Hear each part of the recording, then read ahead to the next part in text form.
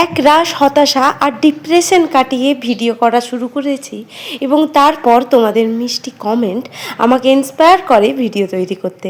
High, আমি বিলম্বিতা মেদিনীপুর থেকে।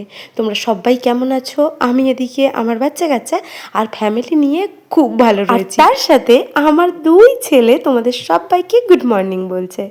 আমার খুবই ভালো লেগেছে যে আমার কাছে দুটো কমেন্ট এসেছে, আর ওই দুটো কমেন্ট 2 লাখ কমেন্টের সমান। তো সাথে থেকো আর আমার ভিডিওটা দেখো, কিন্তু ভালো লাগলে কমেন্ট করতে ভুলো না। এই যে বড় ছেলে ছোট ছেলেকে খেলাচ্ছে, আর জানো তো ও ওর ভাইয়ের সাথে টাইম স্পেন্ড করতে খুবই ভালোবাসে, আর আমিও তাই খুবই ভালোবাসি। বেকার হয়ে যাওয়ার পর থেকে যেই ডিপ্রেশন আর চাপ আমার মন আর মানসিকতাকে ভেঙে চুড়ে রেখে দিয়েছিল, আর এই ভিডিও বানানোকে আরও ইন্সপায়ার করেছে। এই যে ছেলে নিচে খেলছে আর বাবা না বড়ি নিয়ে এসেছে পাঁশকুড়া থেকে। ছর্দি 2 কিলো ডালের বড়ি বানিয়ে দিয়েছে। এগুলো কিন্তু সহজ কথা নয়। অনেক অনেক থ্যাংক ইউ। পাঁশকুড়া থেকে যারা আমার ভিডিও দেখছো, কিংবা পূর্ব মেদিনীপুর থেকে কেউ যদি আমার ভিডিও দেখছো, অবশ্যই কমেন্টে রেড হার্ট দিতে ভুলবে না কিন্তু। দেখো তো বড়িগুলো কি সুন্দর হয়েছে না? অনেক খাটনির জিনিস, অনেক যত্ন করে আমার জন্য করে দিয়েছে। খাওয়া দাওয়া হয়ে গেছে, এরপর আমি একটু চা নিয়ে বসেছি।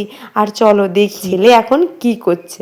দেখো কি অবস্থা, পড়া ছেড়ে ও এখন বেদানা খাচ্ছে। অনেকে আনার বলো, তো আনার খাচ্ছে এখন। আমি ওকে বললাম তাড়াতাড়ি শেষ করো আর তারপর পড়তে শুরু করো। এদিকে এই দেখো ছোট ছেলে বাবার সাথে রাস্তা দেখছে। ওর মুড একদম অফ হয়ে রয়েছে, কেন জানি না, বুঝতে পারছি না। মনে হচ্ছে ঘুম পেয়েছে কি। যাই হোক, চলো এখন হচ্ছে মানুষকে খাবারটা দিয়ে চলে আসি। একটু লঙ্কা মিশিয়ে নিলাম, দিয়ে টেস্ট করলাম। সত্যি কাঁচা লঙ্কা দেওয়ার পর না টেস্টটা অসাধারণ লাগে। চলো এবার দিয়ে আসি। এরপর না স্নানটা করে নিলাম ঝটপট করে, কারণ রান্না আরও বাড়ির ছোট বড় কাজ। আর দেখো বিছানাটা কিছুক্ষণ আগে গুছিয়েছিলাম, কে বলবে দেখে পুরো গুনে দিয়েছে। দুটো বাচ্চা থাকলে যা হয়, সারাদিন যেন এইসবই করতে থাকি, নিজের দিকে আর তাকানোই হয় না। ছোট ছেলেকে স্নান করিয়ে দিয়েছি, এরপর টিপি পড়ানোর পালা। এটা যে কি চঞ্চল ছেলে, আমি ওকে পড়াতে পড়াতে নিজেই হিমশিম খেয়ে যাই।